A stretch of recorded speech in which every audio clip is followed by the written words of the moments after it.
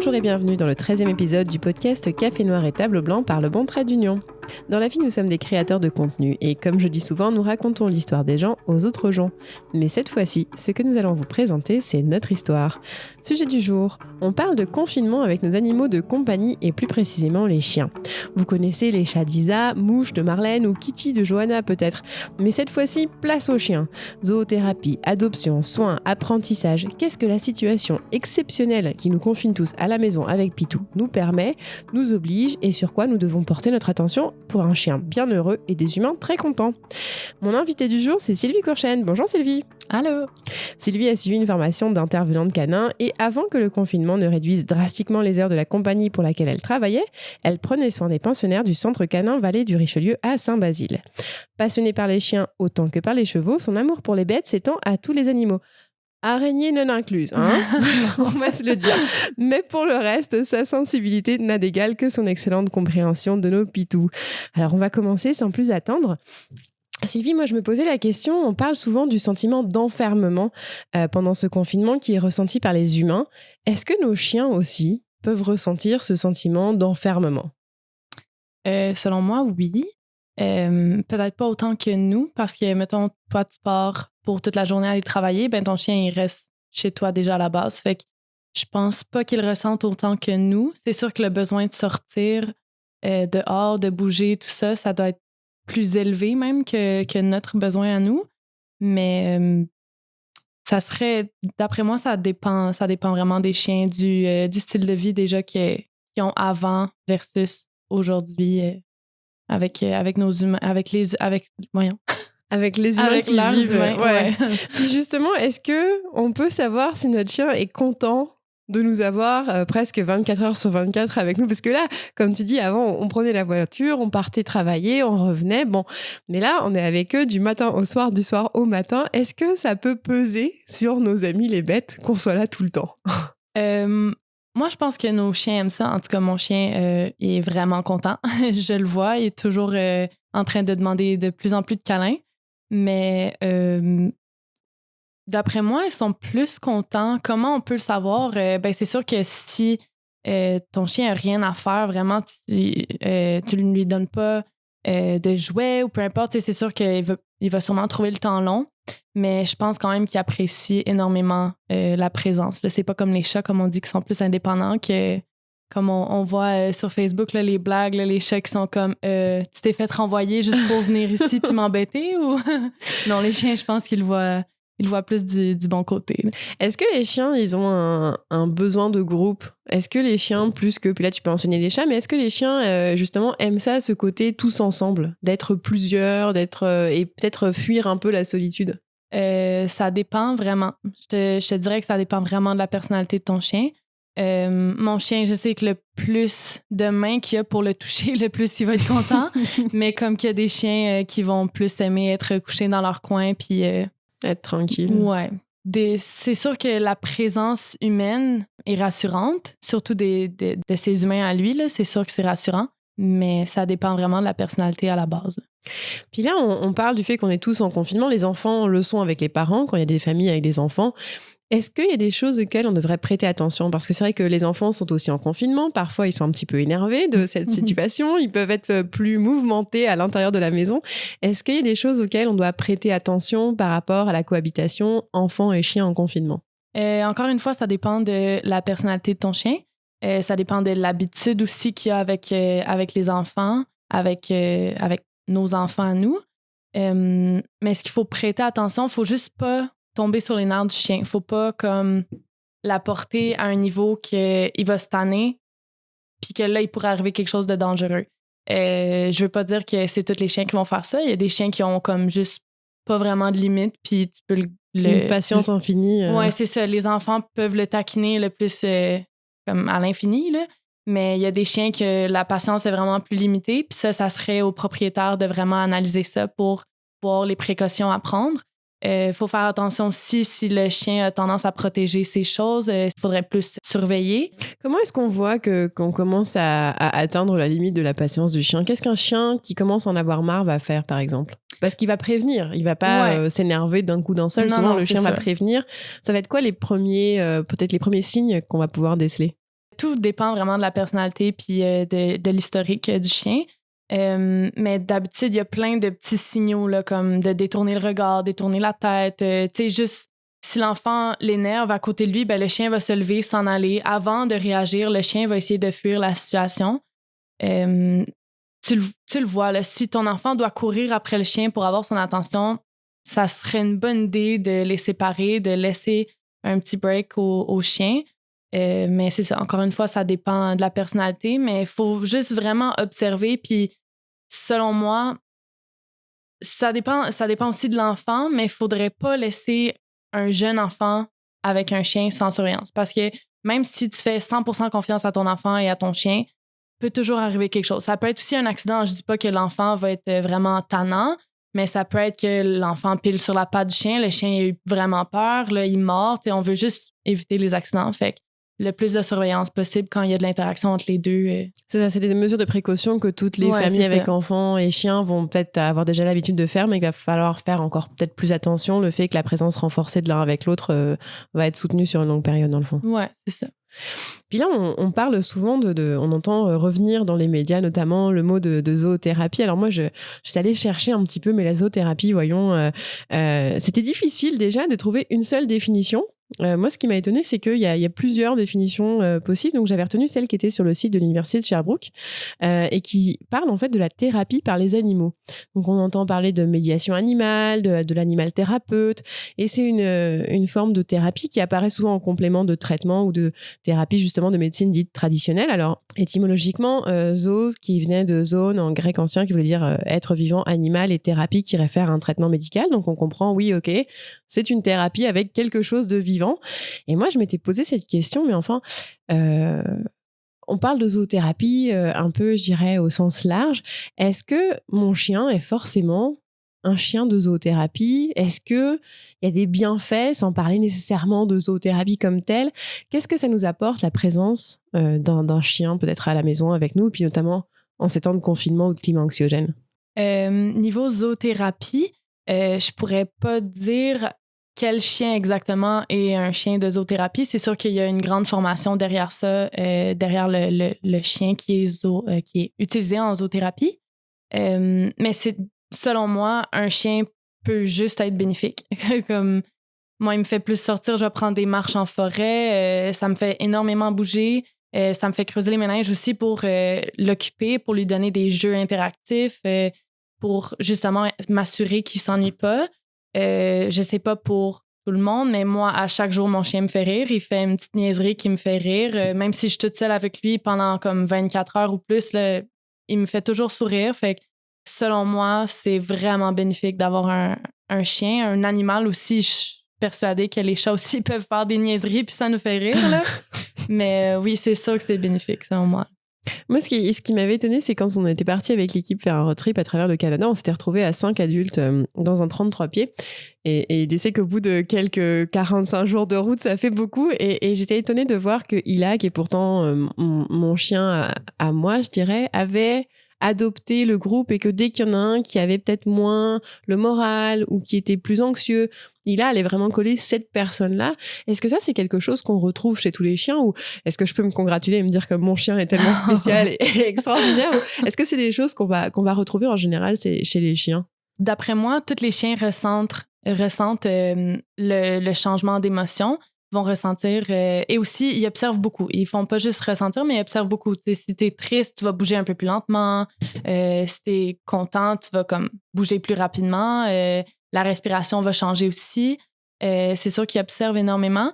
Mais oui, t'es chanceuse d'avoir un chien qui porte autant attention. Moi, le mien, même si j'éclate en pleurs, il va me regarder puis il s'en fout complètement.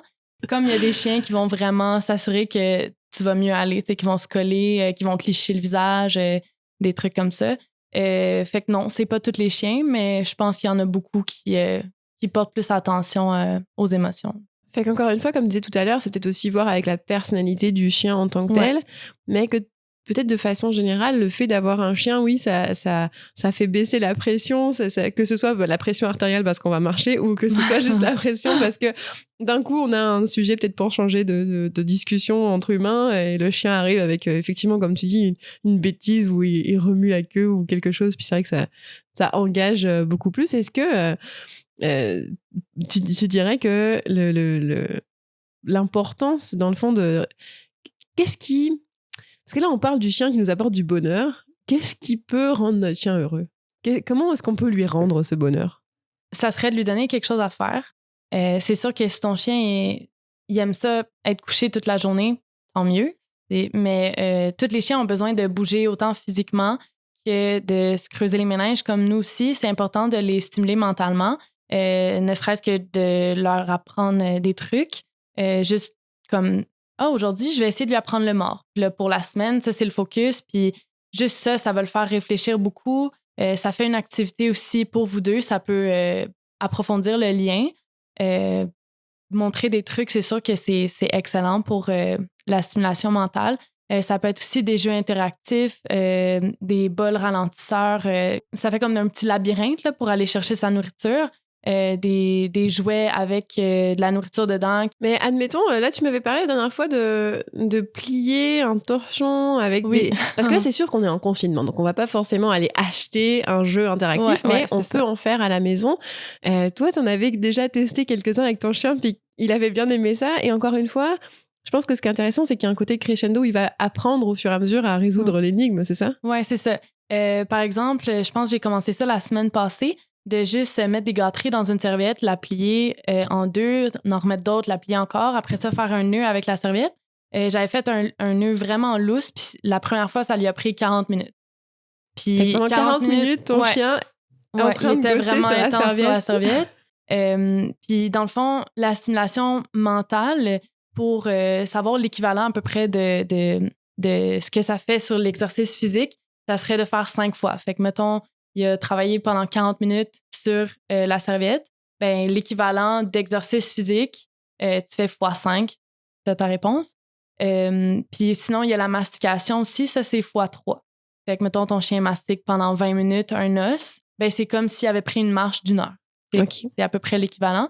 Donc, pour dépenser son énergie, ça c'est bon à savoir, pour dépenser son énergie, c'est pas obligé de sortir pendant très longtemps de la maison, ça peut être directement dans la maison qu'on peut lui apporter une stimulation où il va dépenser son énergie dans le fond. Ouais, c'est sûr qu'il faut alterner. Je pense que, selon moi, c'est nécessaire qu'il y ait un peu des trois dans sa journée. Donc, mais mastication, journée, exercice physique et exercice mental. D'accord. Les trois, je pense que c'est vraiment important que dans toute sa journée, il y ait pratiqué les trois. Mais si par exemple, il y a une journée que ça ne tente pas d'aller marcher, c'est pas grave. On est des humains, là. Ça ne tente pas nécessairement d'aller marcher pendant 3 heures tous les jours. Fait qu'on peut lui donner un os de plus, par exemple, pour essayer de compenser. C'est pas grave là, si on fait pas d'exercice physique à tous les jours, mais il faut essayer de le stimuler d'une certaine façon. Ouais. Puis là, tu parlais de cette serviette que tu plies dans laquelle tu mets la nourriture. Est-ce que tu vas refaire cet exercice plusieurs fois ou une fois que c'est fait et que le chien a trouvé la solution, c'est fini, tu passes à un autre exercice? Ça dépend. Comme mon chien, je l'ai refait. La deuxième fois, là, ça lui a pris 15 minutes. Fait que tu vois déjà qu'il a catché assez vite. Fait que tu peux augmenter la difficulté, comme faire un nœud un peu plus serré avec la serviette ou quelque chose comme ça. Là, il y a une autre chose que j'avais essayé, que j'avais jamais essayé avec lui. Mais j'avais mis un morceau de viande dans une boîte en carton, juste fermé, vraiment lousse. Ça y a pas vraiment pris de temps. Fait que la deuxième fois, là, j'ai mis du tape sur la boîte. Fait que là, il faut vraiment qu'il aille déchirer la boîte pour l'ouvrir. Là, après ça, si tu vois que ça prend juste 10 minutes pour l'ouvrir, tu peux augmenter, mettre une boîte dans une boîte. Comme tu disais, tu n'as pas besoin d'aller acheter des trucs interactifs. Tu peux, avec un casseau d'œufs, une vieille boîte qui traîne, un sac réutilisable que ça ne te dérange pas, qui brise ou peu importe. Ça peut être satisfaisant pour le chien de détruire et d'avoir une récompense à la fin. Puis encore une fois, là, c'est sur la stimulation mentale. Puis là, tu disais des mots comme après détruire, il peut être content d'avoir une récompense. On s'entend qu'on veut focaliser le fait qu'il ne détruise que sur ce qu'on lui donne à détruire et pas partout dans la maison. On ne lui donnera pas de récompense s'il se met à détruire autre chose. Non, c'est sûr. Mais mon chien, honnêtement, en lui donnant la boîte, jamais j'aurais pensé qu'il allait détruire. Fait que, tu sais, si ton chien, mais même si un chien a tendance à détruire, tu peux focusser son attention sur quelque chose qu'il a le droit de détruire. Comme en lui donnant une boîte avec une récompense dedans, on va essayer de lui montrer aussi la différence. Comme ça, c'est correct que tu as le droit de le détruire, mais mes pattes de chaise, non. Comme... Donc, y aller avec un stimuli positif pour lui indiquer oui ou non. Oui, puis ça peut aussi le saturer. Okay. Comme s'il détruit la boîte, ben là, peut-être qu'il y aura moins d'énergie pour aller détruire les pattes de chaise, par exemple. Fait que là, comment est-ce qu'on sait que notre chien est content ou profite de cette stimulation mentale? Parce que là, on peut s'imaginer que chacun va repartir dans sa maison avec plein d'idées. Bon alors, qu'est-ce que je vais faire avec mon chien? Mais comment on sait qu'un type d'exercice ou un autre va plaire à mon chien? Comment est-ce que je vois que mon chien est content de l'exercice de stimulation mentale que je lui fais? Les chiens aiment ça être relax aussi. Hein? Fait que si tu vois qu'à la fin de l'exercice, ton chien va se coucher, il s'endort, ça veut dire que ça a fonctionné. T'sais? S'il a juste envie de continuer à courir aussi, ça peut être bon signe aussi. Mais encore une fois, ça dépend de sa personnalité. Comme mon chien, lui, après avoir travaillé pendant 40 minutes sur la serviette, il est allé se coucher, puis ouf, OK, j'ai fait mon exercice, là, je prends du temps pour relaxer. Puis tu le vois qu'il est bien, tu sais. S'il n'est pas à la porte toujours en train de... S'il n'est pas toujours en train de se chercher quelque chose à faire, s'il est relax, d'après moi, ton chien il est heureux. Puis est-ce que, par exemple, tu parlais de la gâterie que tu as mis dans une boîte, admettons le chien ne réagit pas ou ne va pas essayer d'ouvrir la boîte ou... Bon, est-ce que c'est parce qu'il n'est pas intéressé à faire de la stimulation mentale? Est-ce que c'est parce que c'est peut-être nous, l'humain, qui n'avons pas mis la gâterie suffisamment intéressante pour aller provoquer le jeu? Et qu'est-ce qu'on fait dans ce cas-là? Ben, ça peut être tout ça. Comme, il y a des chiens qui vont capoter juste que tu mets ces croquettes dans une boîte, ils vont vouloir tout détruire pour aller manger. Comme qu'il y a des chiens que tu mets du foie de bœuf séché, puis ils vont être comme, il me faut quelque chose de plus intéressant pour aller détruire la boîte. Fait que, encore une fois, je répète, là, mais ça dépend de la personnalité de ton chien. Ça se peut aussi qu'il ne comprend pas. Fait que tu peux l'encourager. Moi, au début, mon chien, il a vraiment fallu que je l'encourage. La petite voix aiguë, puis je tape dans mes mains, puis il fallait vraiment que je lance la boîte pour comme stimuler son intérêt. Mais une fois qu'il a compris qu'il avait le droit de détruire la boîte puis qu'il y avait quelque chose de le fun à l'intérieur, ben là, il s'est lâché lousse. Là. OK, donc ça veut dire quand même Est-ce qu'il faut être présent pendant ces exercices-là avec notre chien? Parce que là, tu parlais de devoir l'inciter. Ouais. Mais est-ce que tu pourrais lui avoir mis la boîte, il s'y intéresse, tant mieux, et c'est tout? Ou est-ce que peut-être par intérêt pour le chien, par intérêt du chien, par sécurité, est-ce qu'il faut être là tout le temps ou comment est-ce que c'est? Ben, si ton chien a tendance à avaler des choses, pas nécessairement juste de la nourriture, je conseille d'être présent pour éviter qu'il ingère du carton ou peu importe. Mais sinon, je pense pas que c'est nécessaire d'être à côté de lui. Ça dépend de sa personnalité, justement. Moi, mon chien, si je l'avais pas incité, quand j'ai donné la boîte, là, il s'est couché devant puis il me regardait. Il faut que je fasse quoi avec ça? Là? Fait que ça dépend. Ça dépend fait que vraiment. C'était un peu comme lui passer la consigne que de l'encourager. Ouais, c'est ça. J'ai expliqué un peu comment faire. J'ai ouvert la boîte quelques fois pour lui montrer. Hey, regarde, il y a quelque chose dedans, là. Essaye de l'ouvrir. Mais ouais, ça dépend de la réaction de ton chien. Ça se peut aussi que détruire, c'est vraiment pas son genre. Ben là, tu peux changer l'exercice. Le mettre dans un plat qu'il faut qu'il essaye d'ouvrir ou... il y a plein de solutions. Puis est-ce que aussi. la deuxième fois, tu as dû l'encourager autant ou non, ça y est, il avait compris le système et les chiens vont avoir compris et c'est bon, il n'y a pas forcément besoin de répéter. Ben, il y a des chiens qui vont comprendre plus rapidement que d'autres. Mon chien, ça m'a vraiment étonné que la deuxième fois, j'ai juste dû lui mettre devant lui puis il a commencé à pousser la boîte puis à vraiment essayer de l'ouvrir. Comme qu'il y a des chiens que tu vas lui donner la même boîte comme 5 fois puis ça va lui prendre encore autant de temps d'essayer de l'ouvrir. Mais c'est ça dépend de la vitesse que ton chien apprend. Puis il faut augmenter le niveau de difficulté aussi au fur et à mesure, sans que ça soit trop difficile pour pas frustrer le chien non plus. Puis là, on parle de stimulation mentale avec notamment des jeux, serviettes, boîtes, etc., avec des gâteries dedans. Tout ce qui est des apprentissages comme... écoute, donner la patte, s'asseoir, se coucher, faire le mort quand on fait pan, tout ce genre de petits gestes qu'on leur apprend dans le fond. Est-ce que ça compte autant, plus? Est-ce que tous les chiens sont capables de le faire? Et puis, c'est ça, comment est-ce qu'on s'y prend un peu? Ben c'est ça, je pense que c'est important de montrer des trucs à ton chien. C'est une autre façon de le stimuler mentalement. Ça va lui demander de réfléchir aussi. Puis encore une fois, ça dépend. Il y a des chiens que tu peux lui demander comme 20 trucs différents à maintes reprises pendant 1 heure, puis il va toujours être content de les faire. Comme qu'il y a des chiens, après que tu lui demandes 5 fois la même chose, il va « OK, là, on peut-tu passer à autre chose? » Ils vont Puis se ça, tanner. comment est-ce que tu le décèles? Que le chien, à un moment donné, là, ça suffit. Arrête de lui répéter. Ah si, là, il sature, il en a marre, il peut plus, il en veut même pas de ta gâterie, il s'en fiche. Vraiment, il est rendu que, regarde, non, l'humain, non. Ben, tu vas voir que son langage corporel, là, il va sûrement être plus lent à le faire. Il est comme, tu le vois. Comme un humain, dans le fond. Ouais, c'est ça. Tu sais, il va devenir un peu plus lâche, entre guillemets, si je peux dire ça comme ça. Sinon, ben, il va essayer de s'en aller, il va se coucher, il va essayer de se trouver autre chose à faire, il va essayer de t'ignorer un peu, si on veut. Quand ton chien est tanné, si tu le connais moindrement, tu vas le remarquer quand même, là. Puis là, par exemple, admettons, bon, on a un jeune chien ou bref, on veut lui apprendre une nouvelle chose, admettons, s'asseoir. Est-ce que tu vas devoir répéter tous les jours? Est-ce que tu vas devoir répéter plusieurs fois par jour jusqu'à ce qu'il s'assoie finalement sur commande? Comment est-ce que ça se passe? Est-ce qu'il y a un mode d'emploi pour que finalement mon chien s'assoie ou bien se lève ou bien... Non, il n'y a pas de mode d'emploi. Ça dépend de la vitesse d'apprentissage du chien. Ça dépend du temps que toi, tu as à mettre aussi. Ça dépend si tu veux que ton chien apprenne super rapidement ou c'est pas tellement important, c'est juste pour le plaisir. Tu peux faire plusieurs courtes séances par jour. C'est sûr que je conseille pas d'essayer de faire asseoir ton chien pendant 1 heure parce que là, c'est sûr qu'il va être saturé puis il va être tanné. Mais mettons 3 séances de 15 minutes réparties dans la journée, ça peut être super bon. Ça peut être à chaque jour. Plus tu le fais souvent, plus l'apprentissage va être rapide nécessairement. Mais ça peut être aussi 1 fois par mois. C'est sûr que là, si tu le fais 1 fois par mois, les résultats vont être différents. Ça va être plus long. Ouais. Puis les séances faudrait peut-être qu'ils soient un petit peu plus longues pour qu'ils prennent le temps de se rappeler « Ah oui, OK, c'est ça qu'on faisait », pour se remettre dans le bain un petit peu. Mais c'est vraiment... il n'y a pas de mode d'emploi. Puis est-ce que petit chien, gros chien, il y a des choses plus faciles à faire à un gabarit plutôt qu'un autre ou globalement, il pourrait faire à peu près les mêmes choses? J'ai pas vraiment d'exemple en tête de quelque chose qui serait plus facile qu'un autre.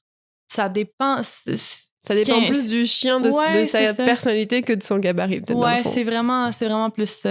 Puis est-ce que les enfants peuvent apprendre aussi aux chiens à faire des choses ou est-ce que c'est plus quelque chose d'adulte ou est-ce que le chien va mieux écouter les uns plutôt que les autres? Le chien va pas nécessairement écouter plus un que l'autre. C'est sûr que les enfants sont souvent un peu moins clairs, précis dans leurs gestes, mais je pense que encore une fois, si c'est sécuritaire et sous la supervision d'adultes, si le chien n'a pas tendance à protéger les jouets ou la nourriture, peu importe, je pense que c'est même important d'inclure les enfants dans les activités comme ça pour approfondir le lien entre l'enfant et le chien. Ça peut aider à réduire les risques d'incidents. Par exemple, que ce soit l'enfant qui nourrit le chien en toute sécurité, je répète, c'est important. Que ce soit l'enfant qui apprenne les trucs.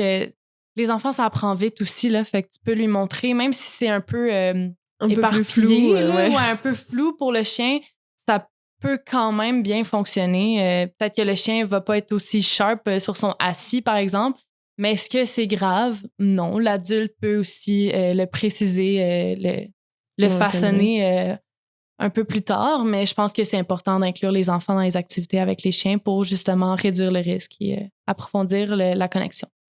Puis là, on est dans une situation exceptionnelle. Beaucoup de gens se sont retrouvés à la maison. Certains se sont dit que ce serait peut-être une bonne idée, un bon moment pour adopter soit un chiot, soit un chien de refuge parce qu'ils ont du temps. Est-ce que c'est une fausse bonne idée? Est-ce que ça est une bonne idée parce qu'effectivement, on a plus de temps, donc on peut montrer plus de choses, par exemple, à notre jeune chiot, la propreté, etc. Comment est-ce que tu vois ça, toi? Si ça fait longtemps, mettons, que tu veux adopter un chiot, puis que tu penses vraiment qu'avant, autant que maintenant, autant que dans le futur, tu vas avoir le temps, je pense qu'en ce moment, c'est le parfait moment pour avoir un chiot parce que justement, la propreté, ça prend beaucoup de temps. L'entraînement de base et tout ça, ça prend beaucoup de temps. Fait que c'est sûr qu'en ce moment, c'est le parfait moment aussi pour créer la connexion, là, vraiment. Mais sinon, si c'est juste aujourd'hui que tu te dis « Ah, ben j'ai plein de temps, je pourrais adopter un chien », moi, je le conseille pas parce que peut-être que plus tard, en retournant au travail, tu vas te rendre compte que tu n'as plus autant de temps, puis ton chien, tu ne sauras plus quoi faire avec. j'ai vu sur les réseaux sociaux qu'il y a beaucoup de refuges il y a beaucoup d'adoptions qui se font par les refuges. Moi, je trouve ça le fun, mais en même temps, ça me fait vraiment peur parce que je me dis, ces chiens-là vont pouvoir goûter un peu à ce qu'est la vraie vie en maison avec des humains, la belle vie, pas dans un refuge ou dehors errant, peu importe, pour après ça retourner dans le refuge. Je pense que selon moi, c'est ça qui va arriver. Il y a beaucoup d'adoptions qui se font, mais il va y avoir beaucoup de retours parce que les gens vont se rendre compte justement que finalement, j'avais pas autant de temps que je pensais. C'est ça, c'est sûr que là, on est pris, entre guillemets, à la maison. Donc, on va plus nécessairement autant au bureau ou dans les centres commerciaux ou même en voyage qu'avant.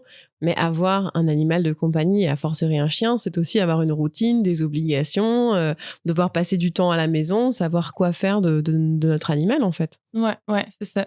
Un animal, ça prend beaucoup de temps. Je compare souvent ça avec un enfant. Peut-être que des gens ne seront pas d'accord, mais vraiment, comme je disais, de devoir te creuser les méninges pour lui trouver une activité, de devoir te lever le matin pour le sortir, de devoir lui donner ses repas, de devoir t'assurer qu'il n'est pas tout seul trop longtemps à la maison. C'est plein de choses qu'il faut penser. Il faut lui donner de l'affection aussi. C'est comme ça prend vraiment beaucoup de temps. C'est sûr que, comme je dis, les chiens sont différents. Fait qu'il y en a qui vont demander plus de temps que d'autres. Mais ça reste que si avant le confinement, tu n'avais pas le temps, je conseille pas que tu adoptes ou que tu achètes un chien parce qu'après, tu n'auras pas nécessairement le temps. Fait que je dirais aux gens, mon conseil, ça serait d'attendre à voir comment tu vas reprendre le travail. Peut-être que les choses vont beaucoup changer puis que ton horaire de travail va quand même être plus léger qu'avant. Ben tant mieux. Puis tu peux considérer adopter un chien, mais ça serait quand même pertinent d'attendre, de rentrer quelques semaines dans notre routine normale avant de penser à prendre un animal sous notre char.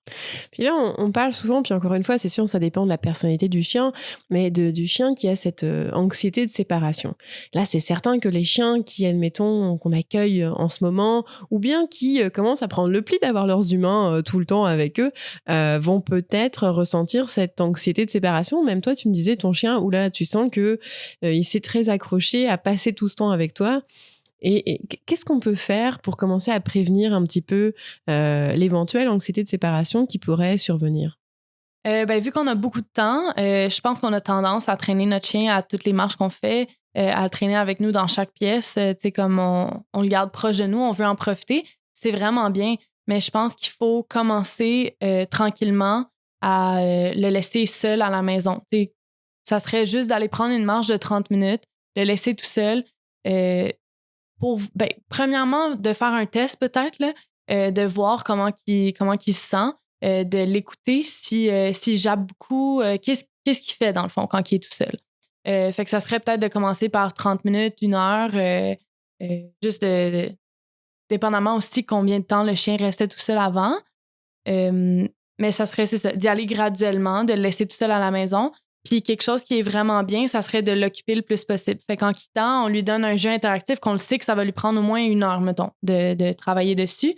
Fait qu'au moins, il va avoir 1 heure d'occuper. Après ça, comme je disais, souvent, les chiens vont vouloir se détendre. Fait que, OK, là, il va dormir, il va pas se préoccuper à « Oh my God, je suis toute seule ».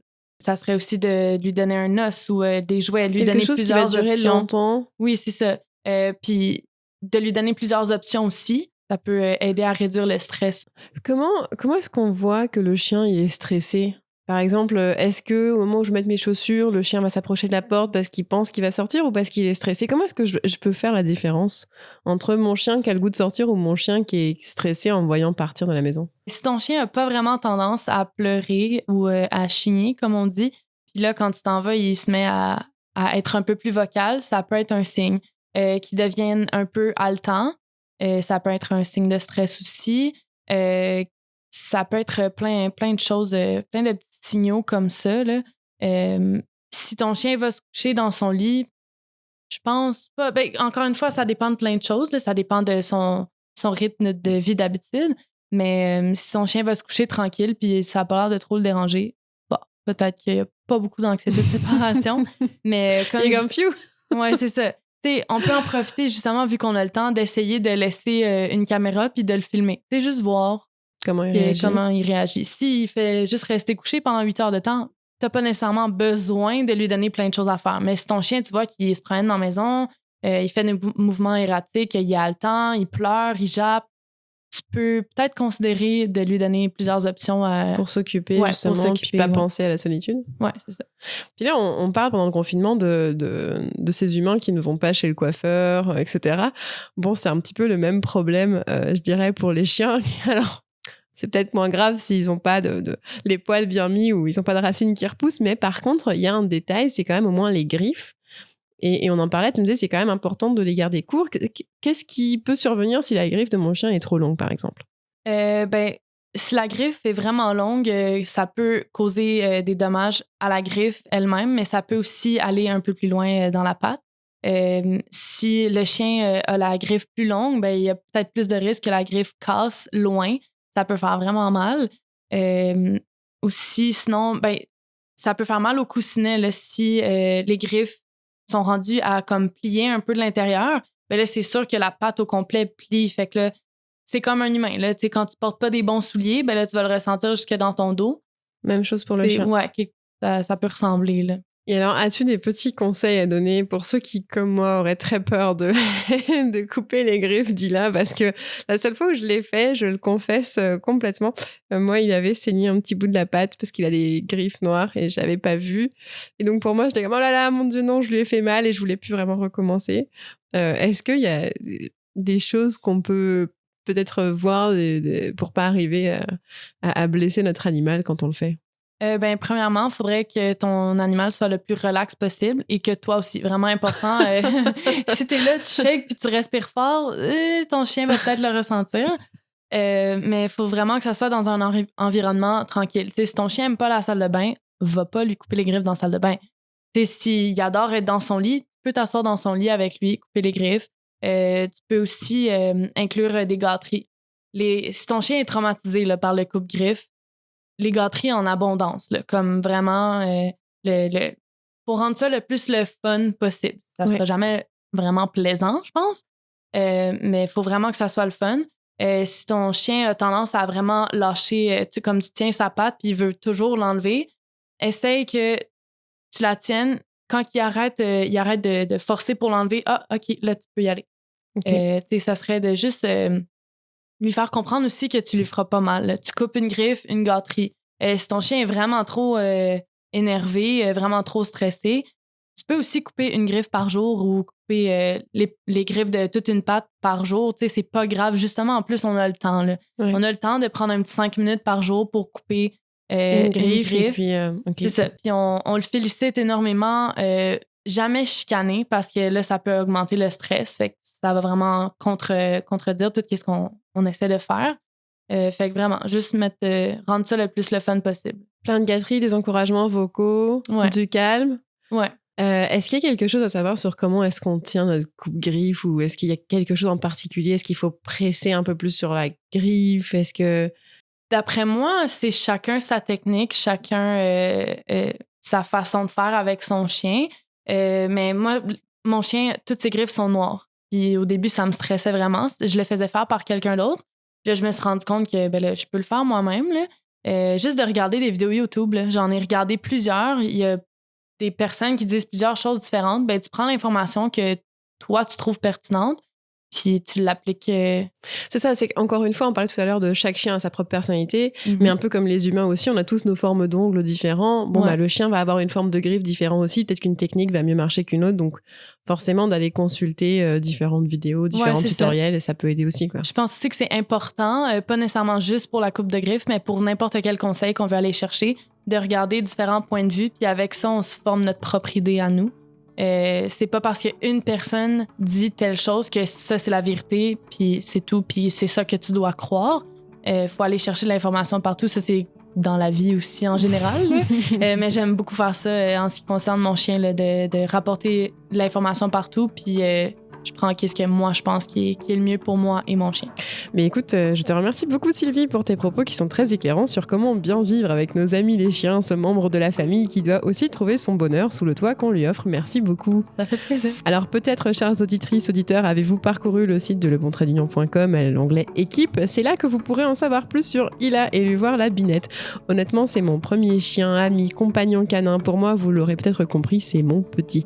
Alors ça a l'air extrême pour certains, mais je vous souhaite à tous de connaître ce type de relation humain-chien.